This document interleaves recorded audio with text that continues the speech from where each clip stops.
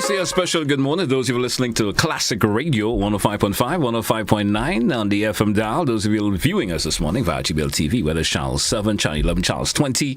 Good morning. Also, those of you via social media platforms, Facebook page, YouTube channels. Good morning. GBN's webpage. Good morning. Good morning. It's Monday, the 24th day of June, 2024. Welcome to today's edition of To The Point. Let me say good morning to Mr. Sylvan McIntyre, our usual co-host with me this morning, and we do have a guest with us this morning. I was given this a lengthy introduction for him this morning, but for some reason I think I'm going to scale back on it a wee bit. Of course. Probably just ask him, let him just give a brief description of himself. I think that may be the better way to go this morning. But I'll give his name in terms of the introduction. Let me say good morning to Mr. Eric Joseph. Good morning to you, sir, and welcome to The Point. Here, how are you doing this morning, sir? I would say let's leave Sylvan for last for some reason. Yes. Yeah. Good morning, GT, and to the public, and I'm happy to be here. All right. Most certainly, my name is Eric Joseph, yes. From born Grenadian. I can tell. We have that accent, huh? Yeah. You always sound Grenadian. Yeah. I love it. I'm happy to be here for sure. All right, man. In fact, tell us something about Eric Joseph. Eric Joseph. The Eric Joseph. Tell us. The Eric Joseph. So born Grenadian. Yes. Went to St. Dallas RC School, then to PBC, and then joined the Royal Grenadian Police Force. Attached to the SSU that I loved. Yeah. Hail up to the SSU guys. And then I relocated to the US, where I got married, and then I went to school. I got a bachelor's degree in psychology. All right. And a master's degree in marriage and family therapy. All right. And then I was a pastor for the past 21 years. Okay. And I'm also a licensed professional counselor, working with families on mental health issues, substance use issues, and yeah. That's in a nutshell. Pretty much, yes. The shortened version. I like that.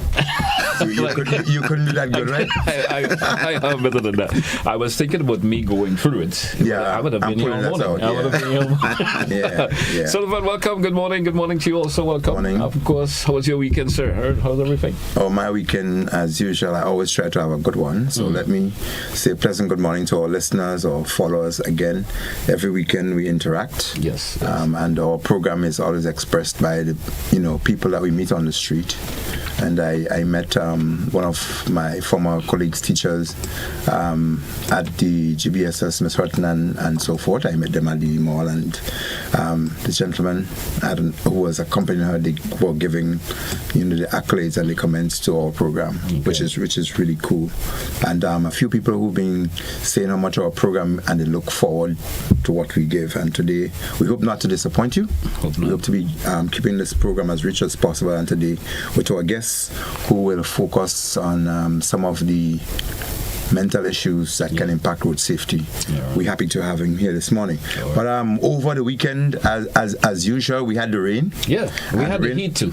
And the heat, right? So that's a really, really good mix. It was a good mix. And I don't think we're getting too much of anyone. You consider it good? Yeah. The heat? Yeah, man. The heat is a good mix, because when you have the water, you have the heat to kind of absorb some of it. I just can't deal with it. I can't deal with the heat. To balance the atmospheric conditions, which is really good.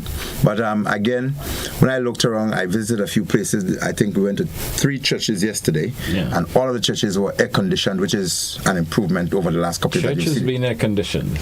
Yes, of course. Why not? You seem surprised that churches are air conditioned. Forgive me, but maybe I haven't been to church. As a matter of fact, one of the speakers, one of the preachers, was saying that when your churches become air conditioned now, you kind of shut out an aspect of the populace, in that the people who listen to hear what you're saying from the windows and take something from it, they no longer could do that. That particular neighbor who may have been just at home, maybe don't come up but listen to everything and can absorb the entire sermon and so forth, don't hear that anymore. So it means therefore that the people must get out from the church and evangelize a little bit more. More or less. Okay, good. And a bit of the scare and a part of the discomfort that people had was one of the natural interventions of an earthquake. Yeah. So we did have an earthquake that registered between 5.2 and 6 on the Richter scale. Yes. And that in itself scared some people. It was lengthy. It happened just before midnight on Saturday night, was it? Yeah. Yeah. I think just a couple of minutes before. And so our Seismic Research Center at the St. Augustine University in Trinidad, they were able to relay the information quickly. And we have the U.S. Geological Surveys that also would give information, and the Pacific Early Warning Center. They are the ones who are responsible for giving us the updates in terms of what's happening with seismic activities. And so people were scared that when you feel an earthquake, maybe of that magnitude, people tend to believe, which is something natural, that a tsunami will follow. But again, over the years, we have generated quite a number of early warning systems, and so we cannot be too comforted or comfortable, but we still have to trust the system that we have. Yes. I think, like in Asia, when it happened, I think in 2005, the early warning systems were not working. And so the warning for most people in terms of being prepared for a tsunami that followed a very strong earthquake, the early warning system were not there. And so when these things happen, it reminds us here in Grenada that we are very vulnerable, we are exposed, we are very seismically active. We do have 3 active volcanoes, and we have a lot of outlets of hot springs, etc. And we have the conditions themselves that are conducive to us having stronger earthquakes and volcanic eruption. Okay. And because we sit on this very precarious tectonic plates of the Caribbean that is so very active, just off the coast of Trinidad in particular, we can have earthquakes. And so this one that we had over the weekend was felt in most of the Caribbean islands. But as I said before, there's no need to unduly panic. It's what we call a it's a rapid onset hazard that does not give you any warning time at all. And so I think in a subsequent program, we will give more details as to where they originate, what they do, what they can cause, etc., and how we can prepare for them. And I think in previous programs, we spoke of the resilience to earthquakes and most seismic activity. A lot of it, the infrastructure, physical infrastructure, is what sometimes are most vulnerable. Yes. And there are a lot of things that we can do engineering-wise to ensure that we build our infrastructure that can resist or minimize what is likely to happen. Okay, great. So you said another program we will, of course, divulge a little more deep into earthquakes and share more information. Because there's when an earthquake of that nature occurs, people always want to get themselves, reacquainted with what's the whole procedure of it, the do's and don'ts also. Yeah. So like I always say that when mango is in season, you don't hear a lot about orange. So if an earthquake is occurring, is on what your mind is on. Exactly. People's minds are now open to receive about earthquakes. So we'll tell you how to deal with it and so on. Because, and again, it is a really stark reminder that as our disaster agency would focus, I will say to you, it is comprehensive disaster management. It is not like we are in the hurricane season and nothing else would happen. Yeah. We had fires recently. Yes. We just bump into the hurricane season and we have rain that can cause flooding. And because we had an excessive worse dry season, we can have rock falls and land slippage very, very easy. And because again the land is of such that because of the dry season you can have rapid runoff and landslides, and then that will lead to flash floods. Okay. And so, because again we are very seismically active, otherwise volcanoes can erupt and they can create hazards at any time. All right. And if volcanoes erupt, before they do erupt, sometimes they create heavy earthquakes. All right. And these earthquakes can have devastating consequences. All right. So it means that we just cannot sit and just look at one type of hazard. We just have to be comprehensive in our minds. We just have to be looking at all sectors, all people, and at all time. All right. And the final issue, as we're going to link into today's topic, I had a bit of concern over the weekend on an aspect of road safety. Yeah. I heard the police speak about it. They spoke about it in the past in terms of the same Morris Bishop Highway that we do have our eyes on all the time. Our foundation, the Ashton McIntyre Road Safety Foundation, we do have some very keen interest in what goes on there. And I was driving on that road a couple of days ago over the weekend, and I was on the right on the lane going towards the airport. And vehicles were overtaking me as normal on the left side. But that's like a norm in Grenada. It should not be a norm. It shouldn't be, but it's like a norm in Grenada. It shouldn't be. It's not the proper. You should not be overtaking. And the police were very emphatic, and they were saying that this should not happen, and this should not happen. There should be no overtaking on the left. We have medical students do that, and now they have been advised and informed that it is not. Even if two vehicles could be accommodated, it's not necessarily a two-lane road. Yes. It is a one lane that gives you the flexibility that you can overtake. But it has to be on the right. Just suppose I was veering back to stay on the left, which I should have been on. And the reason why I chose the right side, because I figured I was going down and I was going to be swinging around to go towards the airport. So I stayed basically more on that lane.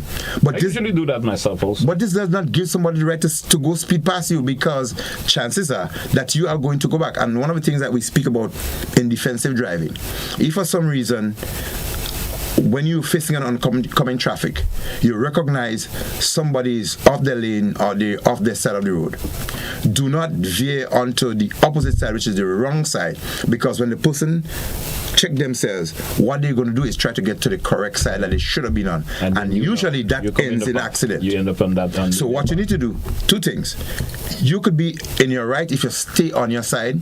You could end up in the accident and be in the right. Yeah. If you choose to do the opposite, you could still end up in an accident and be in the wrong. So what is the better thing to do in defensive driving? If an oncoming vehicle you recognize maybe a drunk, a sleepy driver or otherwise, maybe coming in the opposite direction, they may have just gone off, do not say that that person is coming in the wrong direction, so you would go off onto the right so that you can save the accident. It's the wrong thing to do.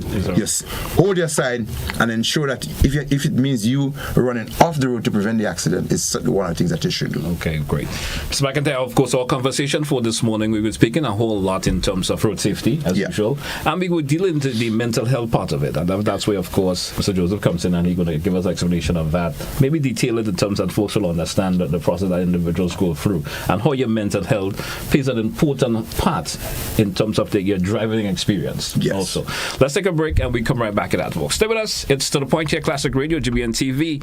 We will be right back. Bank on a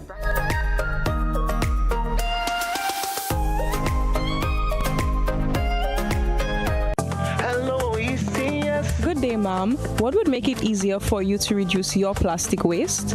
Definitely incentives for bringing back plastic bottles, like discounts and loyalty points. It would motivate me to recycle more. I think if restaurants let us use our own takeout containers, it's all about convenience, you know? It would help if manufacturers start using less packaging altogether. Better infrastructure, more investment in recycling facilities, and innovative solutions to tackle this growing problem of plastic pollution. It's not just about individual action, it's about systemic change. With our population growing and plastic becoming more prevalent in packaging, we have to equip our waste management agencies to keep pace with change and handle the load. There you have it, folks, straight from the streets. People are willing to do the responsible thing if we create the conditions for them to do so. Recycle OECS. Green actions, blue oceans. Thursday afternoon in a 60 zone. This 34-year-old motorcyclist was on his way home. It's our job to work out why he never got there. The rider broke his neck on impact here, having crashed into this car that was turning right.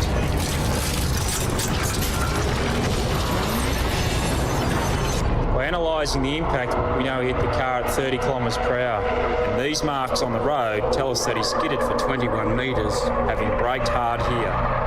When he first reacted, he was doing 68. But let's change one small thing.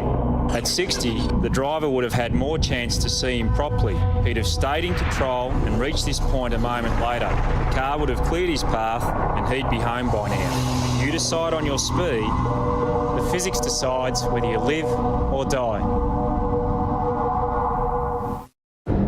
This guy was driving way over the speed limit. Look at the damage. This guy was going a lot over the speed limit. Look at the damage. This guy was going a little over the speed limit. Look at the damage.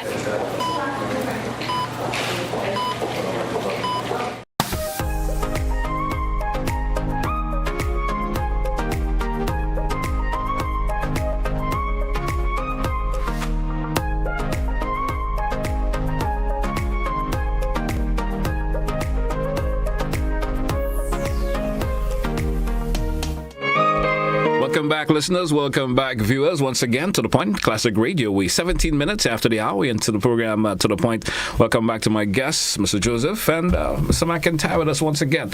And before the break up, we did mention, of course, our focus conversation this morning will be on road safety.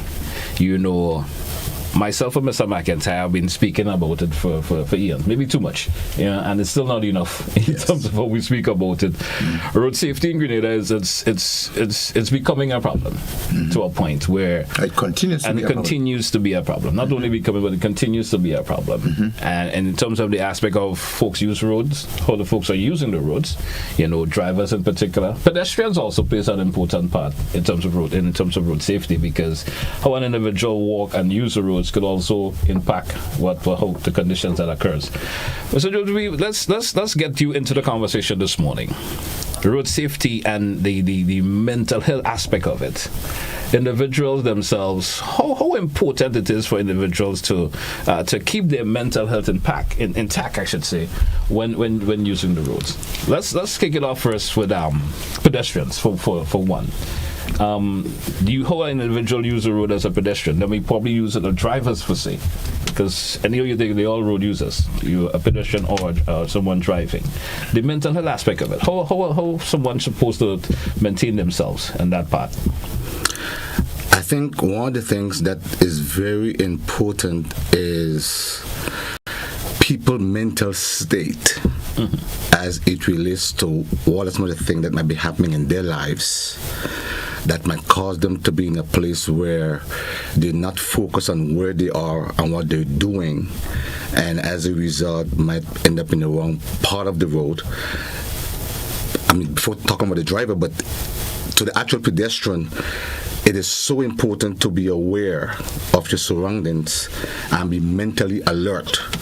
Because unfortunately, sometimes there are drivers that are not very attentive or careful enough to slow down, because again, maybe bus drivers or others busy going to work or dropping off people. But the pedestrian is critical for them themselves to make sure that they are ready for the day, especially those that may have mental health issues. They may be on medication or not, but that also impact how they walk the road. Yes. And so it is crucial to make sure that they have some kind of awareness before they begin the day, that they're ready to be safe in terms of how they travel along the road, and be aware of the safety issues that can impact them on making the right decisions. All right. Mental preparation for individuals, road users. What is that mental preparation that individuals should be going through, especially when they're going to use the road? If I should put it this way, right? There are 4 things that mental health that influence road safety as it relates to mental health. Yes. One of the things is impaired decision making. And what I mean by that is, if an individual has, say, issues of depression and anxiety, that can impact the way they make decisions when they're driving, or even probably when they're walking. Because issues of depression and anxiety impact, number one, the way they feel, and so the way they make decisions, sometimes they may be very low or slow in how they come up with making decisions, in reacting to something happening in the environment, in changing of the traffic, or changing from one side of the road to another. If the mental state are not there, that can impact how they either drive or how they walk the road. That may result in accidents. Okay. The other thing is reduced anxiety or attention and concentration, right? There be drivers or pedestrians that may have, say, ADHD, right? Attention deficit hyperactive disorder. What that does is it makes one hyperactive, but also it can make decisions where can impact other people's lives, right? They're easily distracted. They are connected to stimuli on their own thoughts. So a lack of concentration can cause them to miss important traffic signs or traffic marks, and as a result, people can get hurt in the process. So again, the 4 ways that mental health influence road safety: 1, there's impaired decision making; 2, there is decreased attention and concentration; 3, there's an increased risk-taking behaviors. So certain mental health disorders, say like bipolar disorder or substance use disorders, are associated with impulse and risk-taking behaviors. All right. For example, maybe during a manic episode, someone may have, maybe walking or driving. Right. They may engage in reckless behaviors, or there might be aggressive maneuvering of the vehicle because again of the mental health issues, or someone that may be high. Right. They may impact the judgment, and so they may either be walking recklessly or driving recklessly, and either way can result in issues of harming on the road. And then the other part of it is the issue of fatigue and sleep disorders. Yeah. Right? Mental health conditions as depression, anxiety can also lead to other issues like sleep apnea, insomnia, which means what? The lack of quality sleep can result in drowsiness and fatigue, which are major contributions to road accidents. A fatigued driver, again, he's tired, she's tired, or even someone that probably overworked, but they walk the street, but they themselves are also tired. Right? So not just drivers are tired, but also pedestrians are tired. And so that almost, it's a remedy or a formula for accidents. Down there, everything cooking in between. Everything cooking in between. And so, so those are the areas that impacts road safety. All right. Now, with your experience being a psychologist and in the field and so forth, how concerned are you for a small island as Grenada, with individuals or with the nature of the accidents we've seen happening? Do you think people's mental health is a factor that are causing these issues? Right. So before I answer that, at least not yet, I'm not a psychologist. Well, as I said, the experience that you may have gained, dealing with the psychology and so forth. Yes. So in the U.S., right, according to the National Transportation Authority, between 20 to 25% of road accidents are because of mental health situations. I don't know the nature of it here, but I think that would also play a part in our local populace as to some of the things that might be impacting road safety. I believe mental health issue is an issue that would impact them as well. And so, a matter of fact, there are a couple of things here that I had in terms of the measures to decrease that we can talk about later on. But I believe mental health issues are impacting Grenadians, and quite often many of them may not be diagnosed, so they're unaware that they may have some mental health issues, but because it's not diagnosed, and then maybe an accident happens, that might be something that is never addressed or not. Again, I don't know, but these are things that we can talk about in terms of the measures to help decrease. The people may never, the authorities may never even pick up that this individual, the way they were driving or the things they were doing because of their mental health problems. Absolutely. that they so, having. Can I jump in? But sure, you could. Mental health doesn't really mean that you're crazy. No. And so I grew up in Grenada, right? And all we know as Grenadians, for the Caribbean for that matter, all we know is whatever happens to us, we go to the medical doctor. Yeah. Right? So everything for us, the answer is medical doctor. Already doctor. So which means now the idea of mental health counseling, that is foreign to us.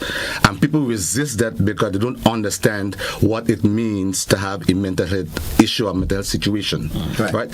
But and so the stigma of mental health, you're not crazy, right? The truth is, what mental have to do with your mind? Yeah. Okay. But it's a broad statement because mental just means dealing with the mind. Yeah. But watch this. In your mind, mostly everything starts, right? What you think impacts how you feel, and what you do, and what you feel impacts how you behave and how you perform. Yeah. Right. So and they all interact. Right. How you think, how you feel, how you behave, how you think, how you think. And so it's about your state of mind based upon what have happened to you before or what have happened to you in the environment.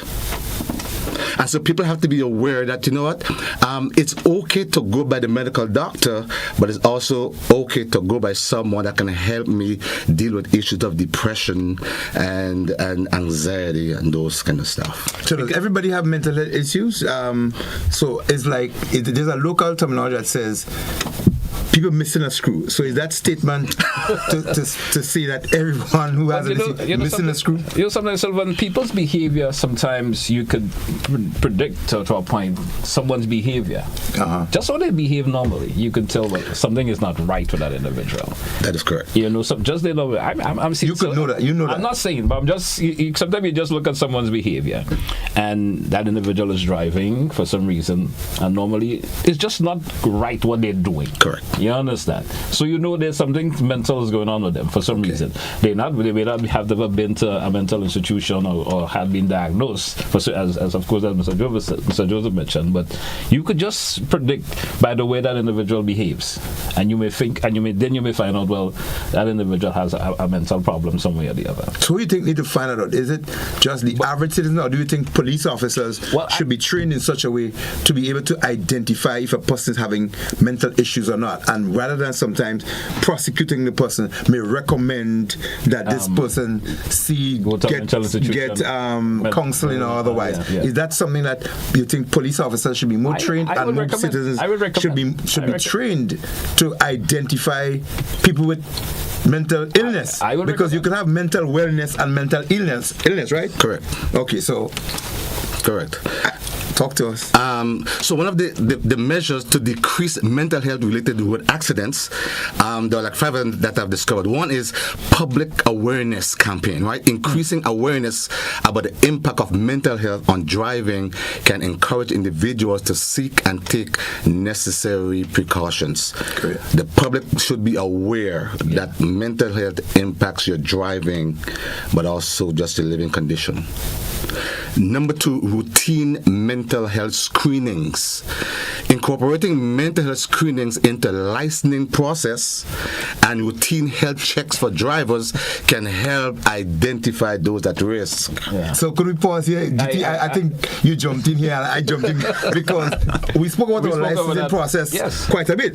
So should our licensing process involve an aspect of evaluation mental, and what should that be? Are there certain questions that should be asked to this person? Should we get an expert, or should we move to that stage where it becomes institutionalized, that people go through that, and it may not be at the time of the sitting the exam, but should that be part of the exam, and then should that be a continuous process to maintain your license to be on the road?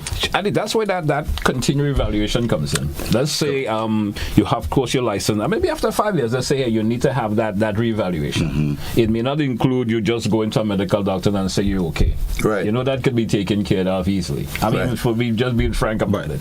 You know what, doctor, it's still you. You're good. I mean, but you should have that reevaluation and not just going to someone that you know. Right. I think the authority should have someone that they say that is recommended for that purpose. You know, the licensing authority, hey, this person is a licensed psychiatrist or whoever it is, you visit them. They ask you the necessary questions and they get an evaluation. They give an evaluation to the authorities, which you don't have access to until you go back to the authorities, maybe for the results or whatever.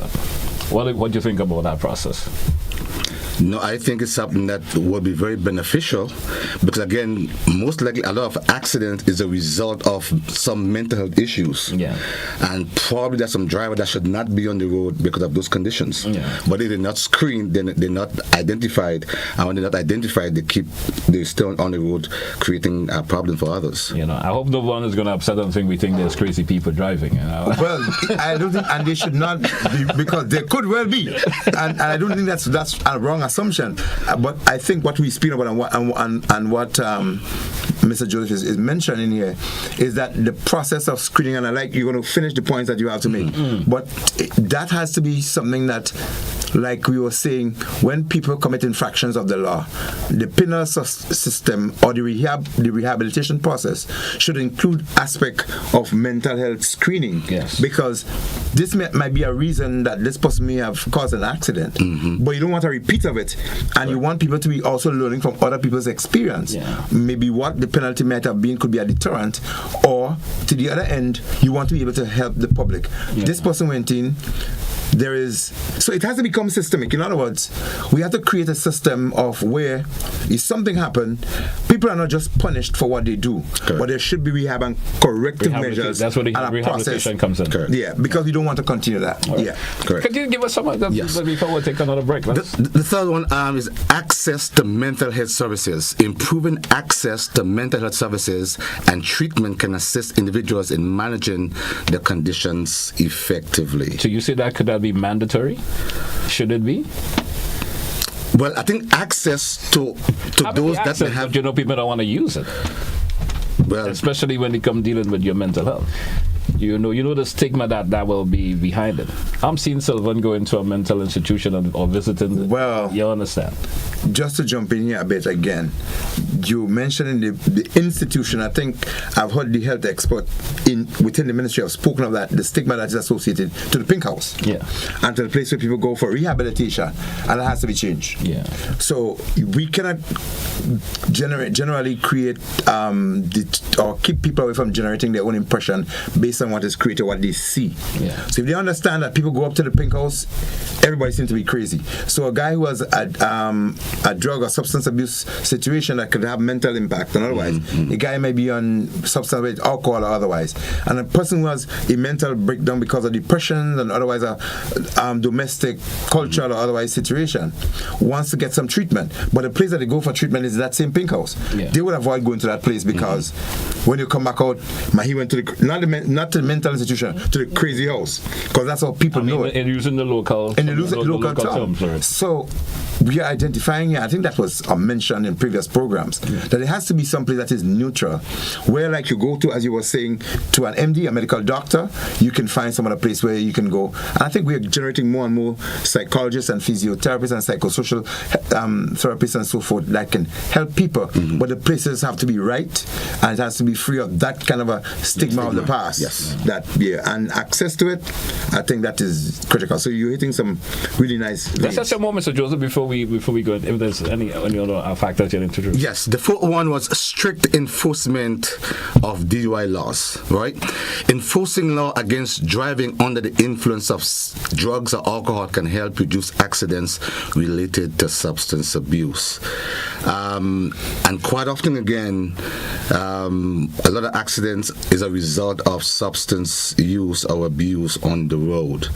And so we talk about, when the cops come on the scene, there should be some evaluation of those involved in the accident, because that would help at least identify some of the issues or causation of accidents, and so those things can be addressed, because there might be some mental health issues along with the substance use that could be corrected with the individuals. All right. And as you mentioned that, Mr. Joseph, I tend to pause because it registered with me in terms of things of the past and the screening process. Somebody related a situation where they saw 3 accidents happen within a short space of time, and they were very confident that the gentleman was under the influence. He was slurred, he was staggering, and before the police arrived, they said to him, "You go off and drink some water, clear your breath up a bit." And he came back out, and the police spoke to him, and he was slurred in his speech, and the police said, "You were drinking, man." He said, "Nah." They said, "But you're speaking that kind of way." He said, "That's my normal speech, man." And the police left him up. That was it. But the people knew his action and they saw his habit before. So what we're pointing at here, is there a structure, a system that mandates the cop to do breathalyzers tests or to do substance tests immediately after what does the law speak to and how is it enforced? And so if people can be just asked by a cop whether or not you were drinking and they could say yes or no, and that's it. And that's not enough. That is enough. But it's available in Grenada, you know. It is available. I've had officers coming on the program and actually bringing all the paraphernalia that they use for that. But just that if it's always and do they use it? Because we've seen matters go down the drain where that aspect of the evidence is required to justify or to prove or to substantiate certain action, and it could not have been produced. And because of the inability to do that, victims are continuing to be traumatized because they did not get the end state that should have been, because there was a lack of thorough investigative processes that included substance testing and breathalyzers and otherwise testing and so on. Yeah. So you're right. If there is no stringent enforcement measures or mechanism, we will continue to see some of these things happening. Yeah. You know, sometimes you see accidents occurring and the police just come in, and as what we do in Grenada, where they just come mag the roads, have a conversation, and that's it. Yeah. Sometimes not really finding out really. Yes, it could be the particular vehicle have an issue, but sometimes it's also the factors of the human factor playing part of it also. You understand? Yeah, correct. Yeah, true. We drew for a break and we come back with much more. Stay with us, folks. To the point. Classic Radio, GBN TV. We will be right back.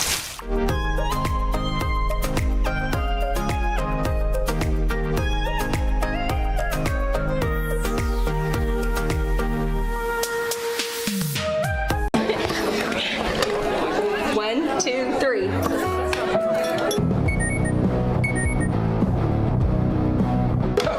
Take it outside, guys. Are you excited to see your brother? Billy forgot his keys again. I'll get it. Ben, we're here this afternoon to inform you that Billy's been involved in a motor vehicle collision and he has since passed. Distracted driving is a deadly decision.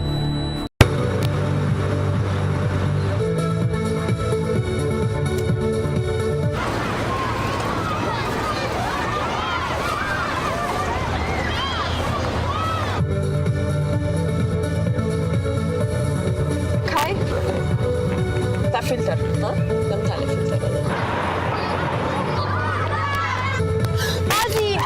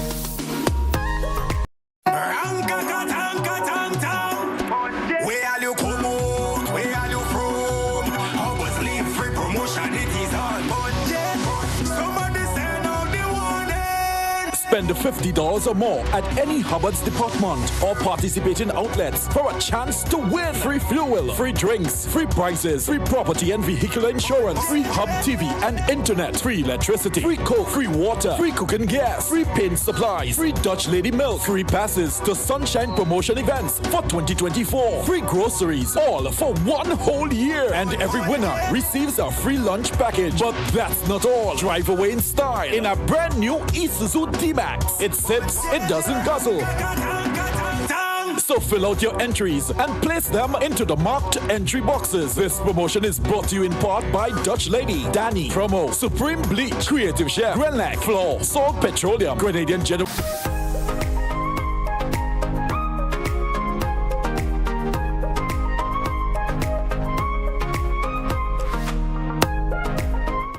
and citizenship by investment. Welcome back, listeners. Welcome back, viewers, once again to The Point here on Classic Radio at GBN TV. Good morning once again, and welcome back to my guest of conversation this morning. Interestingly, we're speaking a whole lot of road safety and the mental health aspect of it. We have Mr. Joseph with us this morning, who's speaking on it a whole lot, making some interesting contribution this morning to our program in terms of, the mental health aspect of road use, and there's much more you want to throw at us this morning. Let's hear another contribution you'd like to make. The other one I had was driver education program. Yeah. Educating drivers about the effects of mental health on driving and providing strategies to cope with stress and fatigue can enhance road safety.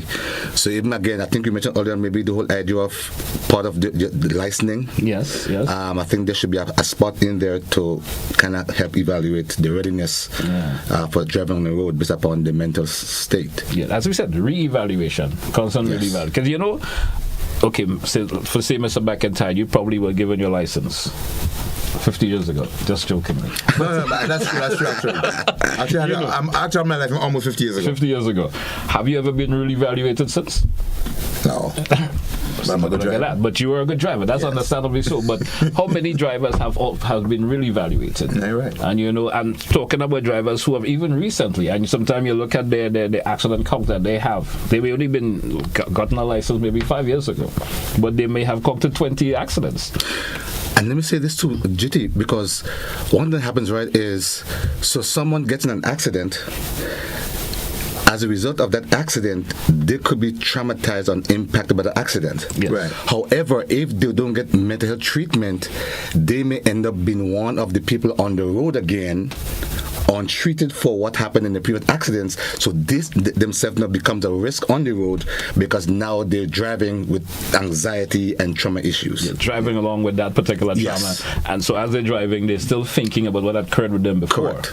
And that increases, again, road safety issues. All right. Interesting. So I also think to complement what Mr. Joseph is saying about those 5 pointers on mental issues, I think the regime of enforcement and identifying the issues, there has to be a sort of a regime or like a task force, a sort of a vigilance and a structure or system that speaks to how you can identify those issues. It may make sense. We do have wardens on our streets. How trained are they in identifying some of those issues? Are they just looking for people with the smooth tires or people not wearing a seatbelt or somebody on their telephone or otherwise? But are they identifying people that may have issue? When you pull somebody over, the way they speak to you, you may want to pick up that person may not quite be right. Yeah. And then you need to be able to have a system and a place where you get that person name, their number or otherwise, and you're not following up on them because you want to charge them, but because you think that they need help. Something should raise a concern. That's correct. And you will only be able to identify that if you have some God-given bond gift, and if you didn't have it, you're trained to identify those issues. And if you're trained to identify the issues, then there's a system of corrective measures that you can lead to where you can help people. And I think we need to be able to go to a lot more of these intangibles, something that are not quite obvious, that people are able to read into it and they are able to direct actions for it. We have to move more structured towards making our roads more safe, other than just trying to lock people up for not driving properly or just breaking the law in different ways, other than speeding or otherwise. So all of the little factors that are in there, that's where again we would push through our foundation for the stiffer penalties is one of the things we want to really push for a deterrent. But we also want to create through the system the avenue where people could be helped. So in other words, like Mr. Joseph was saying, in the United States, where there's organization, and you may want to speak about that, that move for certain corrective actions to be institutionalized to prevent certain things. And you want to mention a little bit what you've heard or seen in some way? Yes. In the U.S., I think it's called Mothers Against Drunk Driving. They're advocating for car companies to have a system in the car built in from the manufacturers that will be able to identify substance use issues of drivers. And right now, there's a system in place right now in the U.S., like certain individuals that has alcoholic issues, they are ordered by the quote to install a system in the vehicle. So once you overdrink or you drunk, you get into the vehicle, it will not start. Okay. Because it's able to identify maybe a breathalyzer or whatever it is. Yeah. But so that again create safety measure and avoid people getting into accidents and fatalities. Okay. Yeah. I mean, in the little neck of the woods in the Caribbean, it's going to be far-fetched for a wee bit. For maybe a long way off, right? And before we can actually have that implemented. But it's a good idea. But we have simple measures, GT. We do have measures like walking with breathalyzer kits. Yeah. And they are available. And you did see the cops were here on times and they displayed that. They displayed it. So they can be do it when they have an accident? So they should make it different substance abuse instruments should be generated. And the cop, through his training, should be able to identify people with certain behavior. And I know there were issues with the law, invasion of privacy and your rights and so on, universal rights, whether you're infringing on people's rights and so on. But I think our laws should be crafted and drafted in such a way that whether or not you deny somebody of certain privileges or otherwise in the interest of the general good, correct, are something that we can take, because I know the law has made provision, particularly when there is a situation where for public good you have a piece of property, the government can confiscate that. Yes. They can take it for public good. If you don't want to sell it, they have the right to commandeer it and put the money in the treasury or put the money on your account. Yeah. For public good. So and it feels debatable, it feels inhumane or otherwise, but we have to take stiff measures for the greater good. We do have a caller online. Let's entertain this caller and then we move on. Caller, good morning. You're welcome. A pleasant good morning. Now, gentlemen, I heard you hold this conversation for quite a while, and I can tell you all, you are going the wrong way. Number one, on a program like this, I suggested that a way to solve all of these vehicle accidents, you have cameras at strategic points. The camera can't lie. Number two, a driver who met into an accident might this may occur because of another driver violating the traffic laws, and as a result, it was mentioned somebody trying to overtake on the left. And I think where mental health is concerned, a would-be driver should go through that mental health test before going on the road.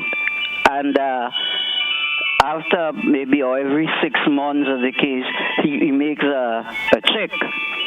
And as a result of that, I think all of these accidents would be lessened, and of course, people would be able to be on the road. One other point, it happened in the Monroe area. Some people went for a walk, early morning walk. Some driver, whoever he or she was, knocked the person down and just drive away. Well, we look at that. You got people scared to go on early morning walks, and there are a host of other situations that I could bring forth. But I think you're going down the wrong way. Thank you. Thank you, caller. Thank you so much. Yeah, well, we respect the caller's perspective on his things, and I think what he's doing is complementing technically what we're saying. That it's not a one-off solution, but would be a combination of. And I think even last week we mentioned that complementing what we do with cameras is something that should happen. We did say that more cameras should be installed even on Morris Bishop Highway and other strategic places around the island. And it should not be dependent on the private and the business places in the area, but the state mechanism must have that institutionalized, placed so that the records and the images could be taken so that people could be helped. So true. Let's entertain another caller. Caller, welcome. Good morning. Good morning, sir. Good morning. These two people, I'm going against a caller's opinion, not facts, are very, very good in giving information, valuable information. Maybe a lot of us do not understand.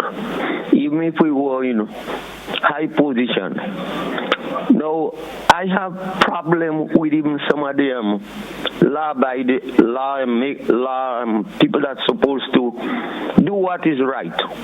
No, I would say to the public, a man asked me for a place to rent. I did rent it. The man left my place unknowing to me with my money. I went and I'm now getting threat how they would kill me, how they would this on my phone. I went to at least one police station, and they asked me where the man live. I do not know where the man. I know where he used to live. And one woman went with me. Yes, I appreciate that. And up to now, nobody could tell me. And people planning, they go beat me, they go kill me. I have it on phone. Sir, let me hear. What does your conversation has to do with road traffic this morning, sir? Yeah, well, it's still showing about the inconsistency of the people who keep road traffic and this and that.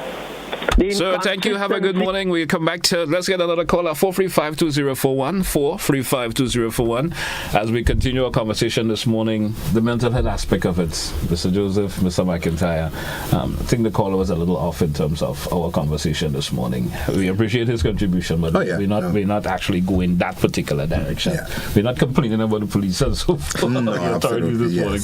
Let's entertain another caller. Morning. Caller, good morning. Go right ahead, please. Right. The conversation is about mental health, eh? Yes, it is. Right. My little contribution this morning is, all right, you know there's a very thin line between sanity and insanity, eh? That line is very, very thin. And, okay, and to me, all right, the people who we call, okay, the people, we that is okay. That is not that is thinking straight then, as you think, right? We just do so much. Okay, take for instance people like I just want to extend it right. Take for instance people like Hitler and them, so them kill so much people and them is considered normal, you know.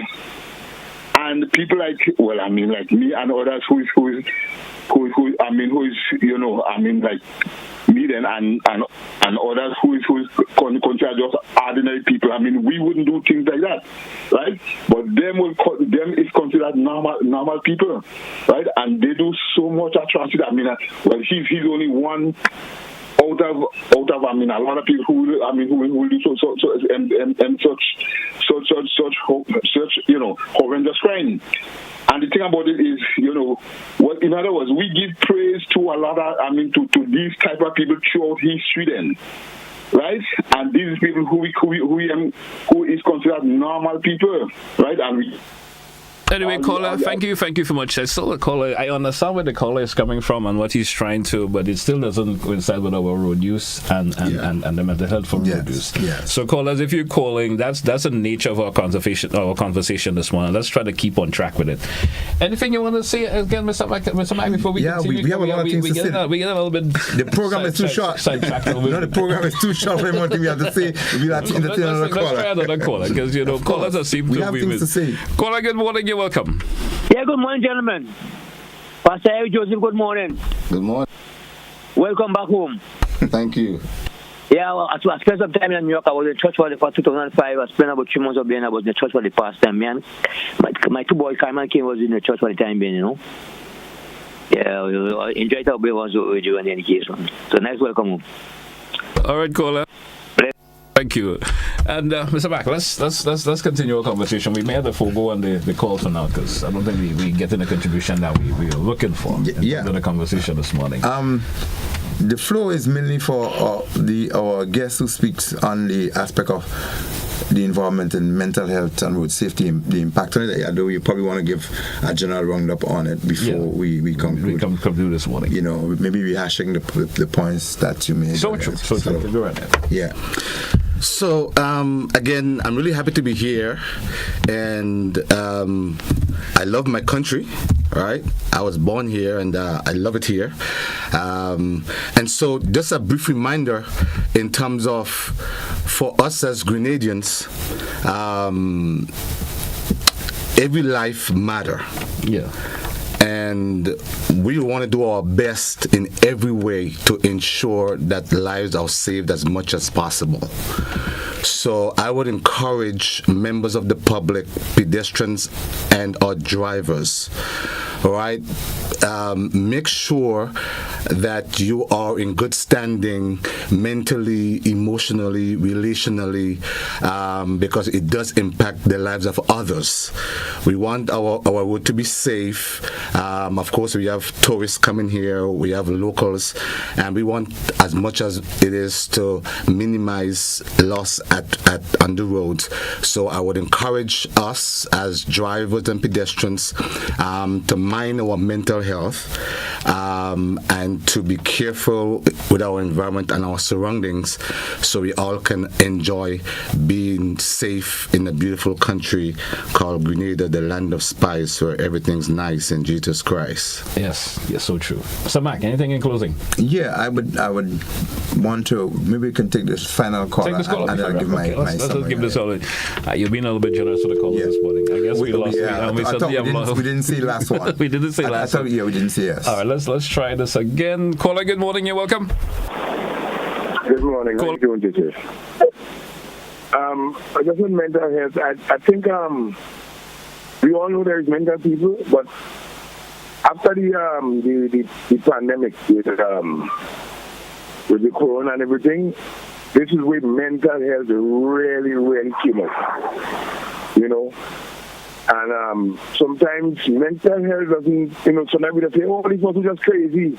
But there's a lot of things that create sometimes mental health. It's sometimes pressures of life. Sometimes people can't meet their demands. Sometimes people was in a position before. And all kind of things. You never was sick like that, and it's because of your brain. But I'm just saying, during the corona, even in New York, a mental job is a very easy job to get once you qualify, because mental health is now a very serious issue. The amount of people that is mental, and all this wrong because of the corona and the pandemic that happened. All right, thank you. Thank you, caller. Thank you so much. We can get that. Yeah. So we got a final caller, which I want to summarize in terms of thanking you, Mr. Joseph, for your intervention in terms of the mental health issues. But what the program today highlights is that there are a number of persons who move around on a day-to-day basis who might not necessarily be diagnosed as having mental illness. And people have to understand, like, you have physical illness and otherwise you do have mental illness, and you could have mental wellness. And the process of going to a physician when you feel ill physically is different to the process of if you have mental illness. Yeah. It is not very obvious to you in some cases that you do have mental illness. And so the system itself must be designed to identify and treat those situations. So, like, we have a lot of established physical MDs for treating people with different kind of physical illness. I think our system, our structure must become more robust in terms of having more access to mental health screening and mental health treatment. The gentleman did make a point that seems little in terms of after the COVID pandemic, but after you've had any traumatic situation, impact of any crisis or so, you do have an increase in mental illness and so forth. And so our system must be driven not just for the psychosocial support after something may have happened, but the screening for aspect when people may have issues that they aren't aware of. A fisherman never says his fish is spoiled. He would always say that my fish is good, even if you had it in the sun for the whole day. When you go home, it rot. And the people who actually need help are the persons, when asked, would say, I'm okay, I'm all right. And so if you are able to assess, and there's a system and a structure that could help society identify people more. They will not identify or come for themselves, but the structure must be able to lend itself to becoming our brother's keeper and our holding of hands to take our brother to where our brothers and sisters would need some help. And I think our institutions must be developed to the point where 2, people are identified, screened, and treated, and 3, when people happen to be breakers or violators of the law, and there are penalties to be meshed out. Part of the reform rehabilitation process should be directing them to screening and to treatment as identified necessary. And we are going to be building we're going to be repeating things. If we have lost a few miles, we could recover some by generating the process and creating a safer environment for the generations to come. Yes. I'm Safer, the Asher McIntyre Safety Foundation for Roads. It is one of the things that we are going to champion. Hopefully our capacity could be built to that point where our penal or court systems are going to recognize our contribution, where we can lead, where we can direct people to, and the help and support we can generate for others, because we want everyone to feel that they are safer. So true. And it also, as individuals wanting that particular support also, it's an important role, because individuals are always going to be resistant to things of that nature. Anything that comes wrong to, talking about someone's mental health, they're going to show a form of resistance. No one's going to say, GTs, tell me that I have a mental problem, I want to just get help. I'm going to show some sort of a resistance. I'm going to say I'm all right. Yeah. And when you're directed by the court to go get it and you resist it, it's evidence that you actually have it. Yeah. Correct. And I also mentioned there's always those signs that we don't pay attention to. Yes. You may see someone driving and they're talking to themselves. That's a distraction to a point. Correct. You understand? But sometimes we don't pay attention to that, and that could lead to an accident. Correct. Yeah. You understand? There's so much that could be said in this program that we didn't. How many times you drive past your exit or otherwise? Lots of times. And that's because some form of distraction. Yes. You understand? Great. So true. Thank you, gentlemen, once again. Mr. Joseph, pleasure having you. Hope we could have you back on the show once again, and of course go to a different dimension in terms of the whole mental health aspect of road users. And certainly thank you once again, sir. Thank you, sir. Happy to be here. Thanks so much. Mr. Back next week. Thank you. Once your mind permits. Yeah, man. All right. Bless. Hey, folks, that's how we take a wrap for this edition of To The Point. Thank all those who contributed towards today's program. Thank you a whole lot.